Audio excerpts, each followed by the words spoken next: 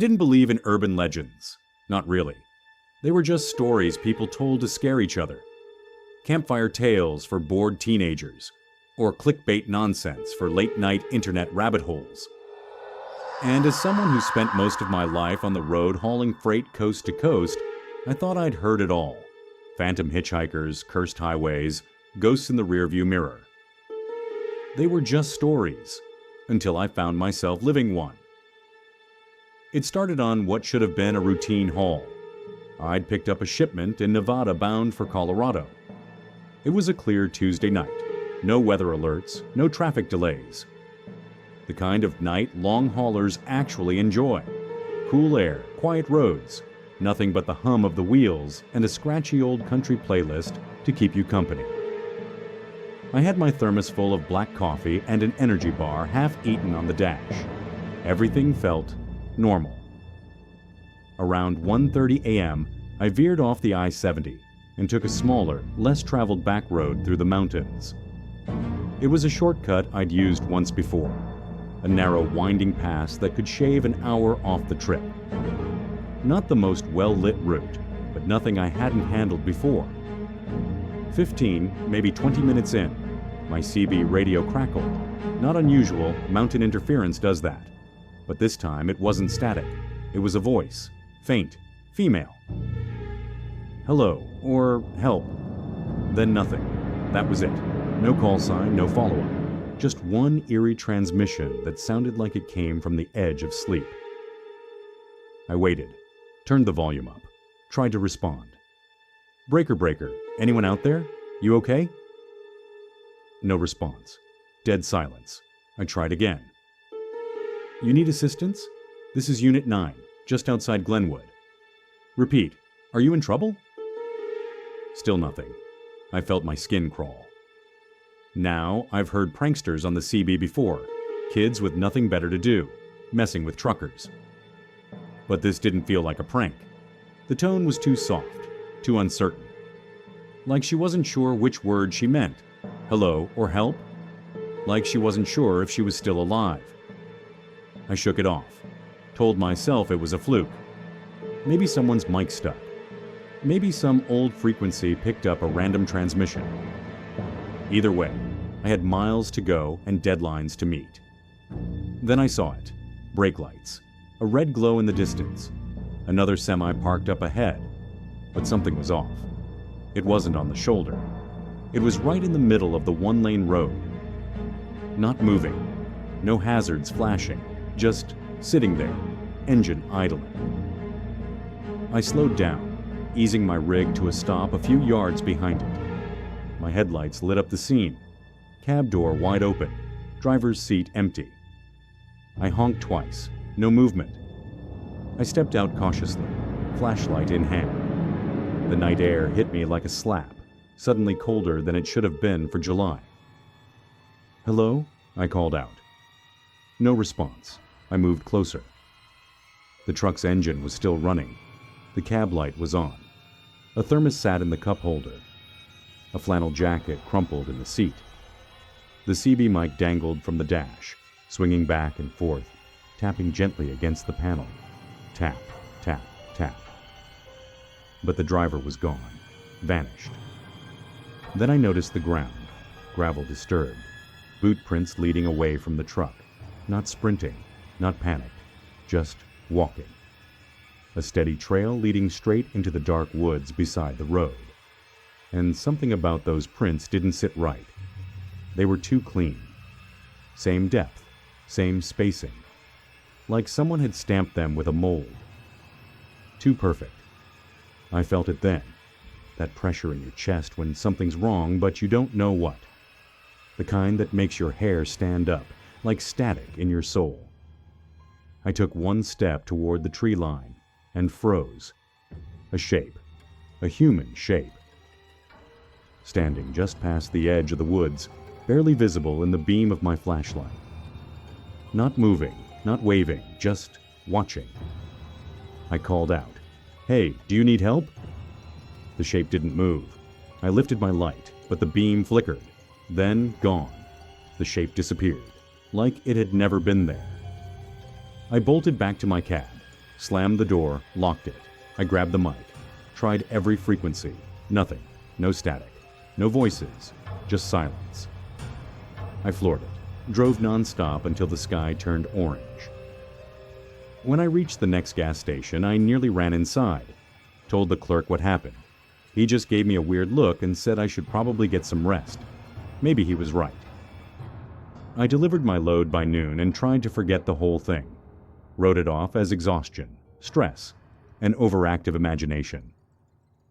But that night, she found me again. I was parked at a rest stop near Grand Junction, usual place, dozed off in the sleeper cab. Then, at exactly 2:14 a.m., my CB radio turned on by itself, that same voice. Hello, or help. But it didn't end there this time. Underneath her words was a second voice, faint, raspy, breathing, and a whisper, "Come outside." I sat up, every hair on my arm standing. The cab was ice cold. My breath fogged the air. And then I saw it, inside the windshield, 3 letters written in the condensation. R-U-N. I threw the truck in gear and tore out of there, tires kicking gravel into the dark. I didn't stop until daylight. Later, I pulled into a diner, pale, shaking, wired on fear and caffeine. The old guy behind the counter must have seen the look in my eyes. "You look like you've seen the lady," he said. I froze mid-sip. "What?" He nodded. "The CB bride. You heard her voice, didn't you?" I couldn't speak. He explained the legend. Said she was a woman found dead on that same mountain road back in the 70s. Bride's dress shredded. No ID. No driver ever claimed to have seen her. Locals believed she was hit by a trucker passing through and left to die. Ever since, she's haunted those roads. Calls out to drivers over CB. Lures them off the road, makes them vanish. I said it sounded like nonsense. He pulled out a faded Polaroid, slid it across the counter. It was the truck I saw. Same make, same plate, same empty driver's seat. "I took this in 1998, he said. "The truck's been seen every 5 or 6 years. Always the same, parked, running, no driver." I felt cold again, that same pit in my stomach. "Why me?" I asked. He didn't answer, just said, "Don't answer the next call." I stayed off the road that night, booked a cheap motel, left the truck in the lot. No CB, no radio, no phone. Didn't matter. At 2:14 a.m. sharp, my phone rang. Unknown number. I didn't answer. It rang again and again. Finally, I listened to the voicemail. That same whisper. "Hello," or "help." But this time, something different. A name. My name. "Hello," or "help." David. I was parked overnight in remote Montana when I saw oddly shaped footprints in the pebbles and 3 long, even claw-like gouges on my door. It felt as if something had tried to enter my cab. No one was around, but the marks remained. I fled immediately and avoided that stretch of highway ever since. That experience still sends chills down my spine, but that wasn't the first time I came too close to something I couldn't explain. 3 years ago, I moved into a house on the outskirts of Billings. It was one of those fixer-uppers you find at a ridiculous price, tucked away behind bare trees and overgrown brush. The kind of house that made you wonder why no one else had snatched it up already. But it was quiet. The land was wide. And after everything I'd been through that year, I needed quiet. At first, it felt like a fresh start.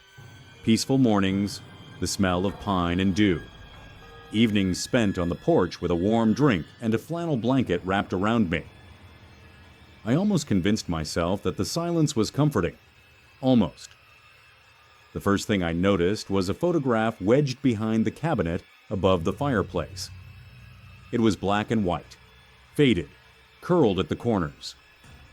A family stood in front of the same house, though the siding looked newer.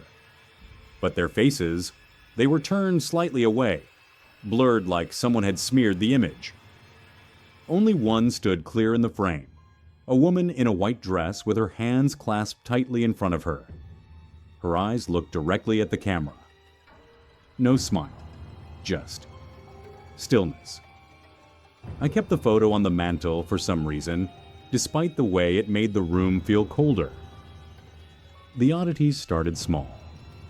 Lights flickering even after I replaced the bulbs. The smell of old wood smoke when the fireplace hadn't been lit in days. Scratches on the window glass like tree branches, except there were no trees close enough to touch the house. Then came the tapping.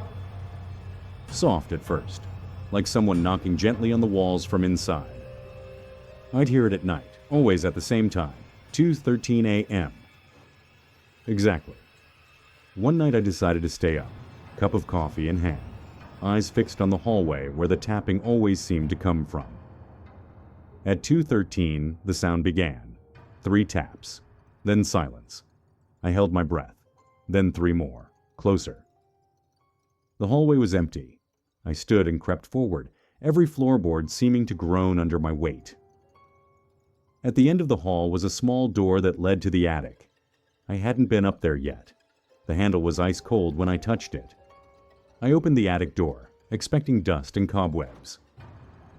What I found instead was a bare room, empty except for a single rocking chair in the middle, facing the window. It rocked once, slowly. I backed out without a word and slammed the door shut. The next day, I drove into town to speak with the oldest resident I could find, the woman who ran the antique shop on Main Street. I showed her the photo I'd found. Her face paled the moment she saw it. "That's Margaret," she whispered. "They say she never left that house, died waiting for her husband to return from the war. He never did. They say she used to sit by that attic window every day, watching the road. But that was decades ago." She looked up at me then.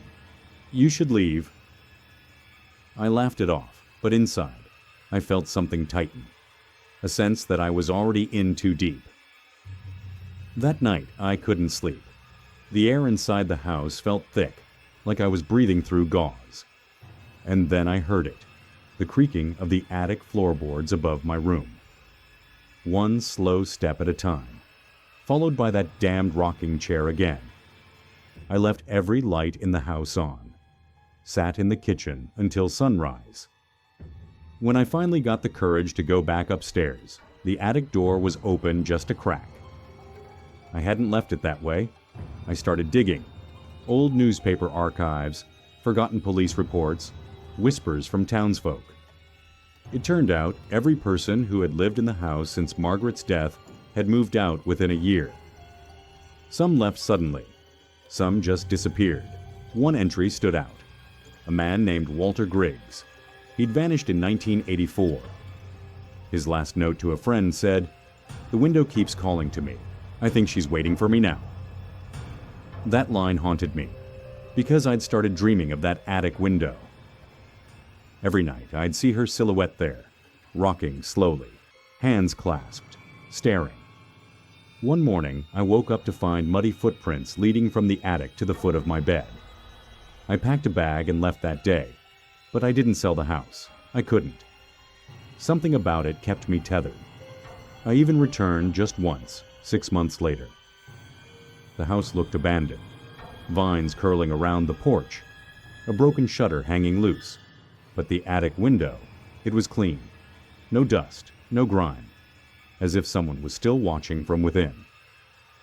I stood there for a long time. Then I saw it. The rocking chair moved. I didn't wait. I got back in my car and drove. But as I checked the rearview mirror, I swear I saw a figure standing on the porch. White dress, clasped hands, no face. I thought that was the end of it. But a few weeks later, I started noticing odd things in my apartment back in town. Cold drafts from sealed windows, a faint creaking sound at night, and once, a rocking chair in the corner that I definitely didn't own. I asked my neighbor if she'd heard anything. She said no. But then she asked why I kept turning the hallway light on at 2:13 every night. I never told her I didn't. The twist came during a stormy night, when a lightning strike knocked the power out. I lit a candle and made my way to the storage room. When I opened it, I froze. Inside was the photo, the one I'd left behind at the old house. Curled corners, blurred faces. But now, more faces were clear. Margaret, of course, but also Walter, and one more, me, my face, in the photo. I dropped it, backed away. My skin felt like it didn't belong to me anymore. I tried burning the photo. It wouldn't catch. I moved again, cross-country this time. But sometimes I still hear the tapping, still feel the presence. And at exactly 2:13 a.m., I often wake up, drenched in sweat, convinced there's someone standing just beyond the door. I haven't seen the rocking chair again. But that window, it appears in my dreams now. No matter where I live, always that same attic window. And the same figure, staring. I've stopped trying to outrun it, I think. It followed me, and sometimes I wonder if I was ever supposed to leave that house at all, or if I already didn't. So if you ever find a house with a photo tucked behind the fireplace, walk away. Because some houses don't just hold memories, they make them. And once you're in the photo, there's no getting out. That's when I realized she wasn't just speaking to random drivers. She was looking for me. I tried to sleep, but every time I closed my eyes, I saw her. Pale face, black eyes, dress torn and soaked in mud, standing in the road, waiting. The next day I rerouted all my trips, stayed to main highways, killed my CB for good, started sleeping with a bat next to my bed. I even changed my number. It didn't help. The calls kept coming. Always at 2:14. Always that same voice. And the signs. They followed. Mirrors fogged from the inside. Footprints on the hood. Shadows moving on the side of my cab when no one's there. She's not just on the road anymore. She's with me. In me. I haven't slept more than an hour a night. I can't drive without looking over my shoulder. Can't listen to static without hearing her. And last night, something changed. I got another call, but this time, she didn't say anything, just silence. Then a man's voice, low, guttural. "You're next?" Click. That was it. I'm done running. Maybe if I tell her story, it'll break whatever hold she has on me. Maybe it'll warn the next guy. Or maybe she wants it told, wants to be remembered, wants others to listen. So if you're a trucker, if you're out there on the road late at night, and you hear a faint voice on your CB radio, don't answer, don't stop, and whatever you do, don't speak your name, because once you do, she knows who you are. And the next time you see a truck parked in the middle of the road, with the cab light on, the engine running, and no driver in sight, it might not be abandoned. She might just be waiting for you. And if you do stop, you'll vanish, like the rest of them. Just another ghost story waiting to be told.